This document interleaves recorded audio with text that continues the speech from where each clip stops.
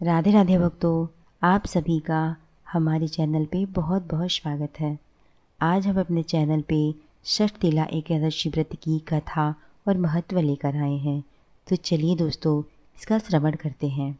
एक समय पुलस्त ऋषि ने दालभ्य ऋषि से पूछा, हे ब्राह्मण, मृत्युलोक में मनुष्य ब्रह्म हत्या आदि महान पाप करते हैं और दूसरे की उन्नति देखकर ईर्ष्या व दूसरे के धन की चोरी करते हैं, परंतु उसको फिर भी नरक प्राप्त नहीं होता।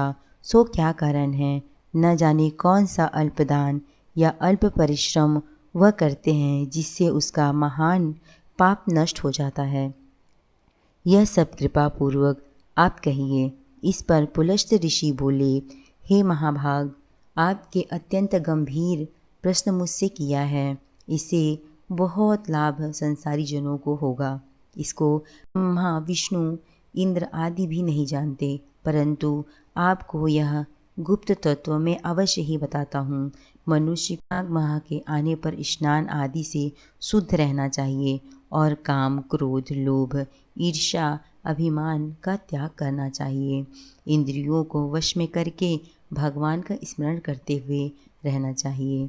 उसका पुण्य नक्षत्र में हाथ पैर धोकर गोबर, कपास, तिल मिलाकर कंडे बनाना चाहिए। वह उन कंडों से 108 बार हवन करके, और यदि उस दिन द्वादशी और मूल नक्षत्र हो तो नियम से रहना चाहिए। भगवान का पूजन, कीर्तन, स्नान आदि नित्य क्रिया से शुद्ध होकर करना चाहिए। एकादशी के दिन व्रत करें और रात्रि को जागरण तथा हवन करना चाहिए। उसके दूसरे दिन धूप, दीप, नैवेद्य से भगवान की पूजा करनी चाहिए और खिचड़ी का भोग लगाना चाहिए। श्री कृष्ण भगवान का पूजन उस दिन करना चाहिए। उनको पेठा, नारियल, सीताफल या सुपारी सहित अर्घ देना चाहिए।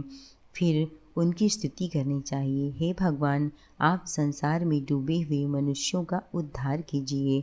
आपकी शरण में हम सब हैं। और हे पुंडरीकाक्षा, कमल नेत्रधारी, हे विश्व भगवान, हे जगत गुरु, आप लक्ष्मी जी के सहित मेरे इस तुच्छ अर्घ को स्वीकार कीजिए। इसके पश्चात जल भरा कुंभ ब्राह्मण को देना चाहिए। ब्राह्मण को श्यामा गाय और तिल पात्र भी देना चाहिए। स्नान और भोजन में तिल का प्रयोग करना चाहिए। अतः मनुष्य को तिल दान भी करना चाहिए। जो मनुष्य इस प्रकार जितने तिल का दान करते हैं, उतने ही सहस्त्र वर्ष वह स्वर्ग में निवास करते हैं। तिल स्नान, तिल का अपटन, तिल का हवन और तिल का भोजन, तिल का दान, यह षठतिला कहलाती है। अनेक प्रकार के पाप इससे नष्ट हो जाते हैं। नारद ऋषि बोले, हे भगवान, आपको नमस्कार है। इस षठतिला एकादशी का पुण्य क्या होता है और इसकी कथा क्या है, सो कृपा पूर्वक मुझसे कहिए। श्री कृष्ण भगवान बोले, हे नारद, मैं आँखों देखी सत्य घटना तुमसे कहता हूँ, ध्यानपूर्वक सुनो। प्राचीन काल में एक ब्राह्मणी मृत्युलोक में रहती थी।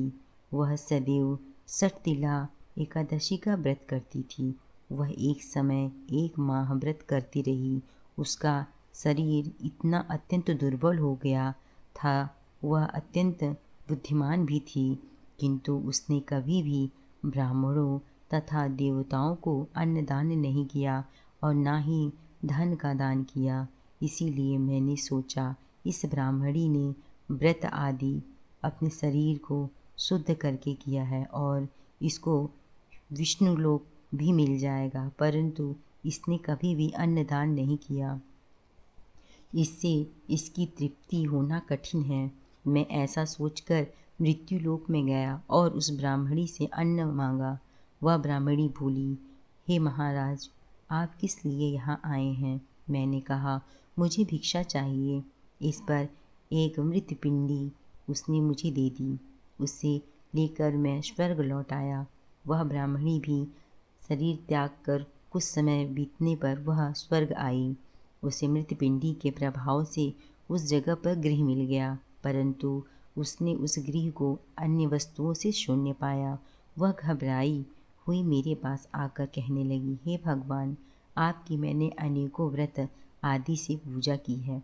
मेरा घर वस्तुओं से फिर भी शून्य है, सो क्या कारण है? मैंने कहा, तुम अपने गृह को जाओ और देव स्त्रियाँ तुम्हें देखने आएंगी। जब तुम उनसे सठतिला एकादशी का पुण्य और विधि सुन लो तब ही द्वार खोलना। भगवान के ऐसे वचन सुनकर वह वापस अपने घर आ गई। जब देव स्त्रियाँ आईं और द्वार खोलने के लिए कहने लगीं तब वह ब्राह्मणी बोली, आप यदि मुझे देखने आई हैं तो सठतिला एकादशी का महत्व मुझे बताएं। एक देव स्त्री उनमें से बोली, सुनो मैं कहती हूँ। उसने जब सठतिला एकादशी का महत्व सुना दिया तब ब्राह्मणी ने द्वार खोला। देव स्त्रियों ने सब स्त्रियों से उसको अलग पाया। देव स्त्रियों के कहे अनुसार उस ब्राह्मणी ने भी सठतिला एकादशी व्रत किया और इसके प्रभाव से उसका गृह धन धान्य से भर गया। अतः मनुष्य को आलस्य त्याग कर सठतिला एकादशी का व्रत करना चाहिए।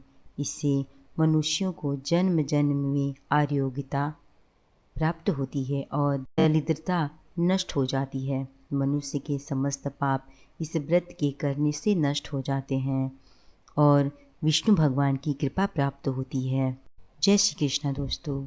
आपको ये हमारा वीडियो पसंद आए तो हमारे चैनल को लाइक, सब्सक्राइब और कमेंट में जय श्री कृष्णा लिखना न भूलिए।